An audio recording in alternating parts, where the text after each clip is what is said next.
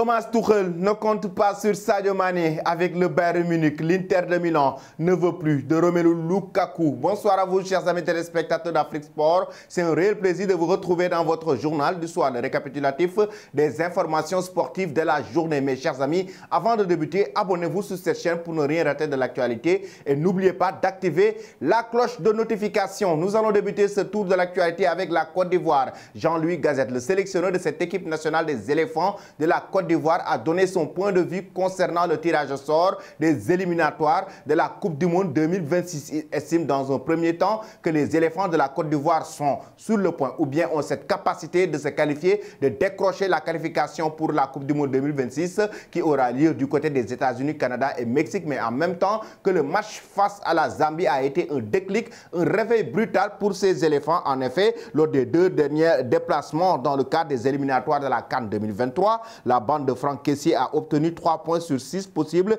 face à des équipes supposées plus faibles sur le papier. D'abord, notre victoire aux Comores dans un contexte compliqué puisque ce pays restait invaincu à domicile. Ensuite, la défaite face à la Zambie au match retour des éliminatoires de la CAN qui nous a ramenés sur terre, a notamment illustré l'entraîneur français, puis de conclure après les enseignements tirés, ces deux matchs, nous sommes déterminés à nous qualifier pour ce mondial 2026, une compétition à laquelle la Côte d'Ivoire n'a pas pris depuis 2014. Selon vous, chers amis, la Côte d'Ivoire va-t-elle décrocher sa qualification à la Coupe du Monde 2026? Vous donnez vos avis en commentaire. Ensuite, nous filons directement du côté du Mali. Les Aigles du Mali voient leur maillot, leur futur maillot, fuité sur les réseaux sociaux. Ce samedi, les supposés nouveaux kits des Aigles du Mali pour la saison prochaine et notamment la CAN 2023 qui aura lieu en Côte d'Ivoire ont été dévoilés. En en croire les images publiées sur les réseaux sociaux, la bande de El Bilal Touré pourra être entraînée 4 ensemble lors de la prochaine fenêtre internationale. Cette fois, l'équipementier français Ernest, appartenant à l'ancien boxeur et homme d'affaires malien Malamine Koné, a misé sur l'originalité en optant pour une rupture radicale pour les précédentes tenues qui abordaient un aigle très apparent. Et voici donc cette tenue comme vous voyez en image qui fait actuellement le tour des réseaux sociaux et crée beaucoup de polémiques parce que certains supporters sont d'accord avec ces maillots, d'autres ne sont pas d'accord avec ces maillots. Que pensez-vous, chers amis, de ces kits qui ont fuité au niveau des réseaux sociaux? Vous donnez vos avis en commentaire. Ensuite, maintenant, nous allons parler de mercato, notamment du côté du FC Barcelone avec le club catalan. Une prolongation imminente pour Lamine Yamal. Le jeune joueur barcelonais a été annoncé par la presse espagnole. À seulement 16 ans, Lamine Yamal fait déjà partie des plans du FC Barcelone. Plus précoce que jamais, le jeune ailier a disputé 7 petites minutes de jeu cette saison en Liga. Pas de quoi impressionner, même si à l'entraînement, ce dernier met tout le monde d'accord. D'après Relevo, l'Espagnol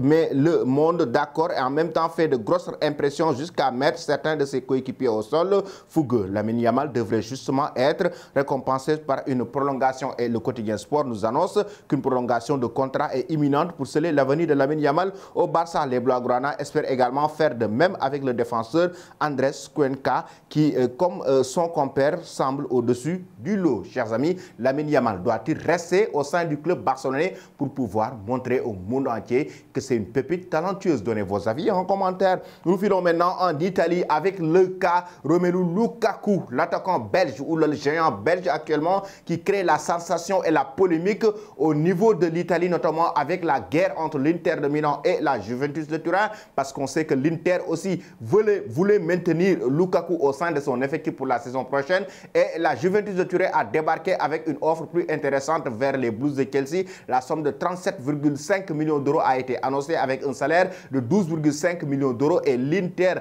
a dû être en colère par rapport au comportement de Lukaku du moment où l'attaquant belge était en train de discuter avec la Juventus de Turin. Ça a frustré la direction des Nerazzurri, raison pour laquelle ils veulent se débarrasser de Lukaku. Ils ne veulent plus de l'attaquant belge et selon les informations de RMC confirmant celle de Sky Sport Italia, l'Inter a abandonné la piste menant à Romelu Lukaku. L'avant-centre belge de 30 ans avait été prêté au Nerazzurri par Chelsea la saison passée sous contrat avec Chelsea jusqu'en 2026. Lukaku discute avec la Juventus.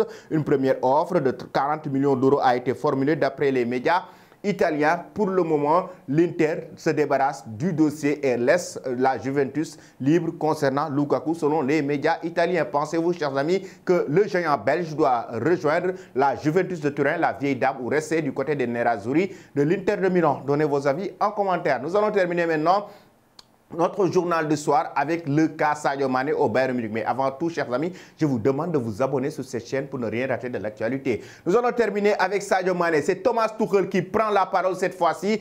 Oui, il fait le point concernant le cas Sadio Mané qui a débarqué d'ailleurs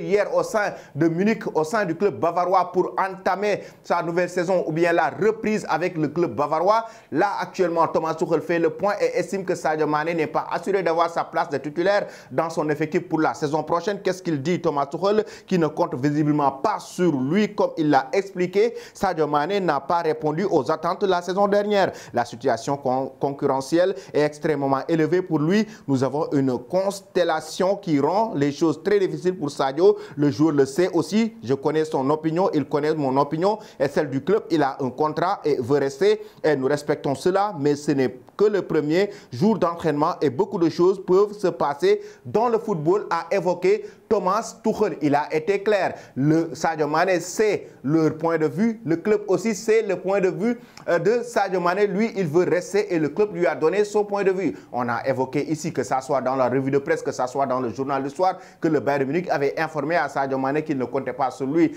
pour la saison prochaine. Thomas Tuchel vient de confirmer ce qu'on avait dit. Et oui, il l'a carrément déclaré pour faire un point. Maintenant, chers amis, je vous pose la question à savoir, selon vous, Sadio Mané doit-il rester au club bavarois ou doit-il quitter le Bayern Munich? Donnez vos avis en commentaire. Toi qui me suis et qui ne t'es pas encore abonné, c'est le moment de le faire et n'oublie pas d'activer cette cloche de notification. Merci et très belle soirée.